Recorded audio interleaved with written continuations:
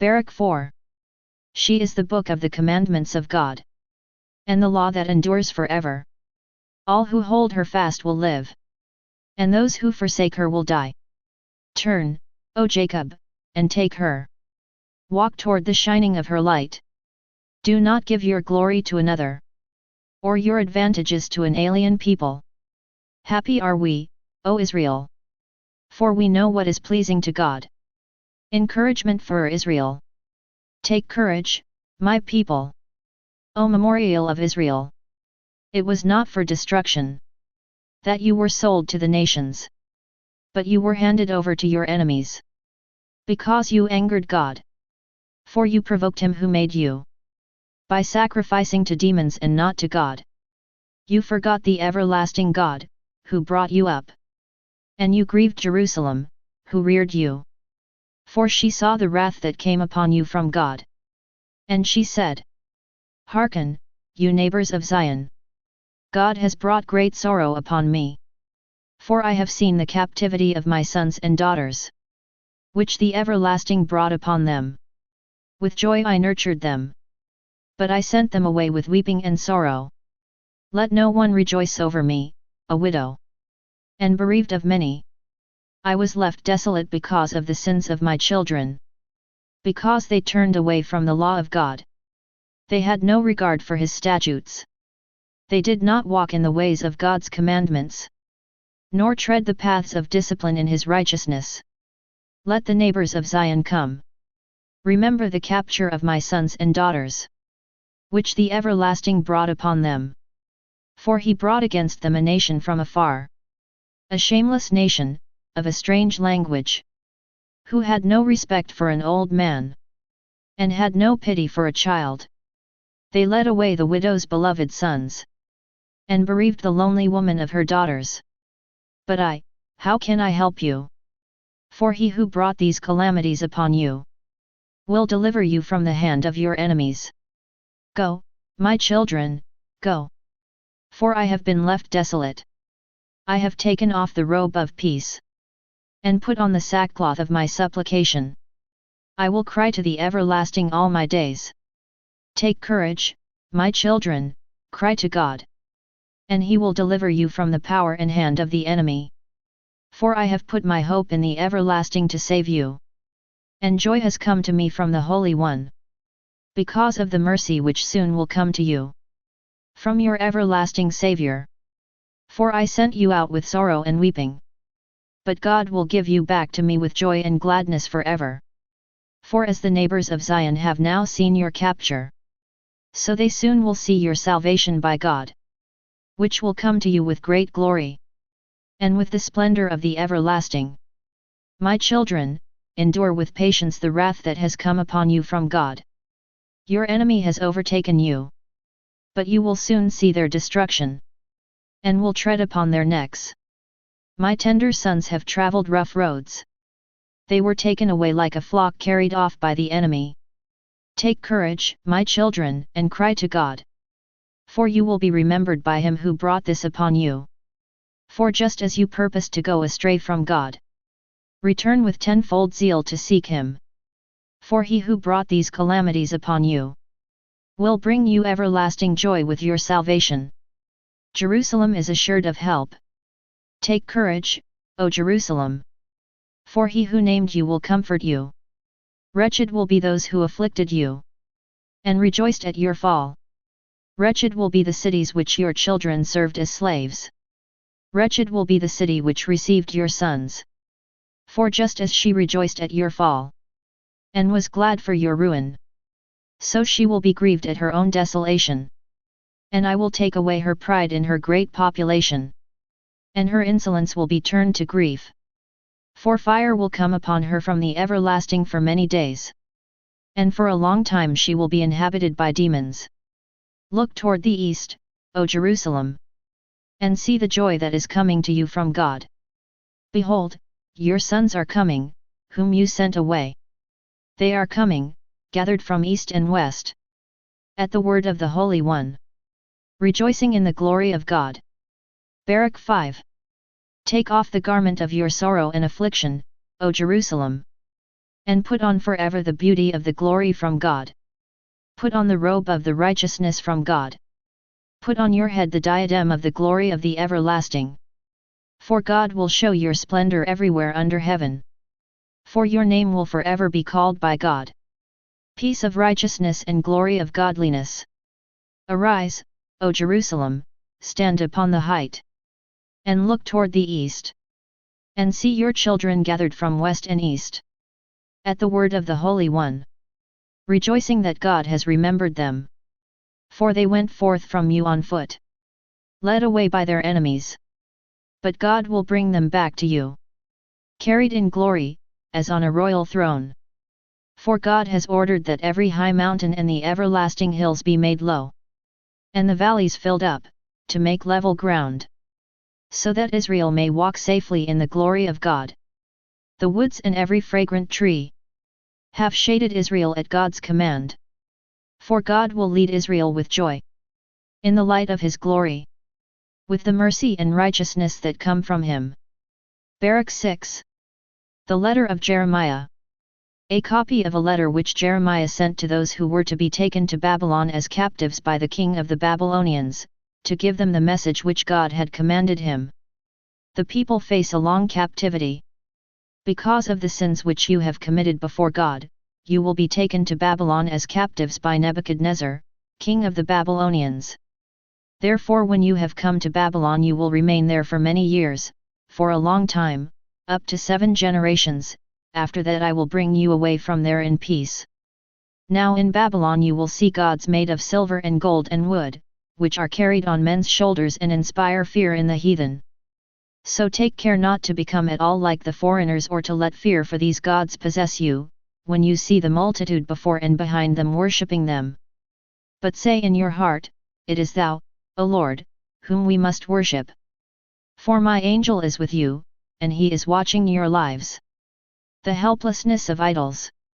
Their tongues are smoothed by the craftsman, and they themselves are overlaid with gold and silver, but they are false and cannot speak. People take gold and make crowns for the heads of their gods, as they would for a girl who loves ornaments, and sometimes the priests secretly take gold and silver from their gods and spend it upon themselves, and even give some of it to the harlots in the brothel. They deck their gods out with garments like men, these gods of silver and gold and wood, which cannot save themselves from rust and corrosion. When they have been dressed in purple robes, their faces are wiped because of the dust from the temple, which is thick upon them. Like a local ruler the god holds a scepter, though unable to destroy anyone who offends it. It has a dagger in its right hand, and has an axe, but it cannot save itself from war and robbers. Therefore they evidently are not gods, so do not fear them. For just as one's dish is useless when it is broken, so are the gods of the heathen, when they have been set up in the temples. Their eyes are full of the dust raised by the feet of those who enter. And just as the gates are shut on every side upon a man who has offended a king, as though he were sentenced to death, so the priests make their temples secure with doors and locks and bars, in order that they may not be plundered by robbers. They light lamps, even more than they light for themselves, though their gods can see none of them. They are just like a beam of the temple, but men say their hearts have melted, when worms from the earth devour them and their robes. They do not notice when their faces have been blackened by the smoke of the temple. Bats, swallows, and birds light on their bodies and heads, and so do cats. From this you will know that they are not gods, so do not fear them. As for the gold which they wear for beauty, they will not shine unless someone wipes off the rust, for even when they were being cast, they had no feeling. They are bought at any cost, but there is no breath in them. Having no feet, they are carried on men's shoulders, revealing to mankind their worthlessness. And those who serve them are ashamed because through them these gods are made to stand, lest they fall to the ground. If anyone sets one of them upright, it cannot move itself, and if it is tipped over, it cannot straighten itself, but gifts are placed before them just as before the dead. The priests sell the sacrifices that are offered to these gods and use the money, and likewise their wives preserve some with salt, but give none to the poor or helpless. Sacrifices to them may be touched by women in menstruation or at childbirth. Since you know by these things that they are not gods, do not fear them. For why should they be called gods? Women serve meals for gods of silver and gold and wood, and in their temples the priests sit with their clothes rent, their heads and beards shaved, and their heads uncovered. They howl and shout before their gods as some do at a funeral feast for a man who has died. The priests take some of the clothing of their gods to clothe their wives and children. Whether one does evil to them or good, they will not be able to repay it. They cannot set up a king or depose one. Likewise they are not able to give either wealth or money. If one makes a vow to them and does not keep it, they will not require it. They cannot save a man from death or rescue the weak from the strong. They cannot restore sight to a blind man, they cannot rescue a man who is in distress. They cannot take pity on a widow or do good to an orphan. These things that are made of wood and overlaid with gold and silver are like stones from the mountain, and those who serve them will be put to shame. Why then must anyone think that they are gods, or call them gods?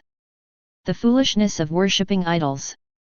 Besides, even the Chaldeans themselves dishonor them, for when they see a dumb man, who cannot speak, they bring him and pray Bel that the man may speak, as though Bel were able to understand. Yet they themselves cannot perceive this and abandon them, for they have no sense.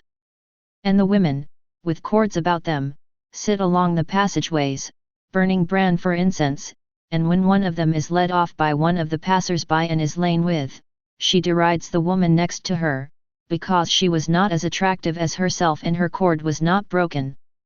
Whatever is done for them is false.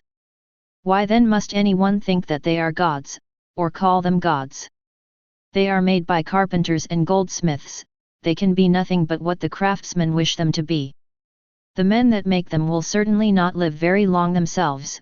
How then can the things that are made by them be gods?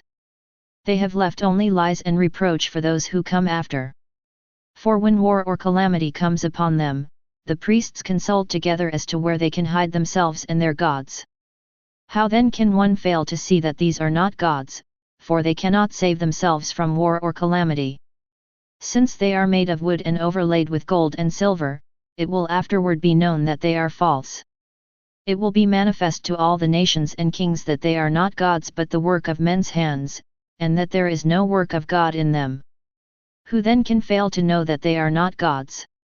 For they cannot set up a king over a country or give reign to men. They cannot judge their own cause or deliver one who is wronged, for they have no power, they are like crows between heaven and earth. When fire breaks out in a temple of wooden gods overlaid with gold or silver, their priests will flee and escape, but the gods will be burnt in two like beams. Besides, they can offer no resistance to a king or any enemies. Why then must anyone admit or think that they are gods?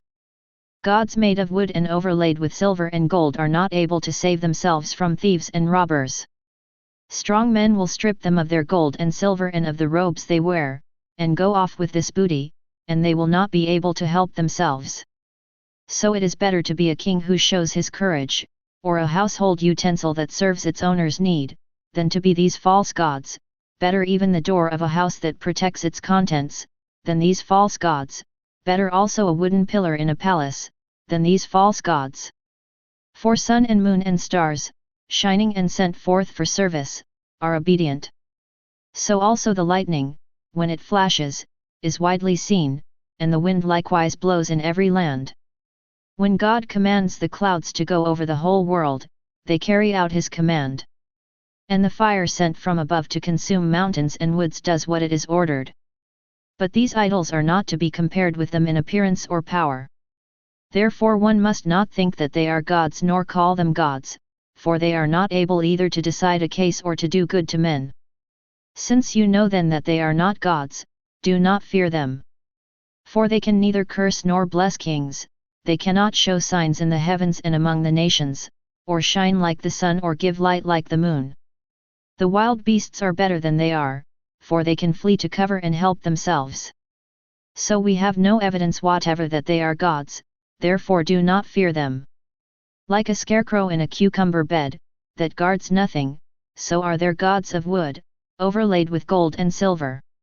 In the same way, their gods of wood, overlaid with gold and silver, are like a thorn bush in a garden, on which every bird sits, or like a dead body cast out in the darkness. By the purple and linen that rot upon them you will know that they are not gods, and they will finally themselves be consumed, and be a reproach in the land.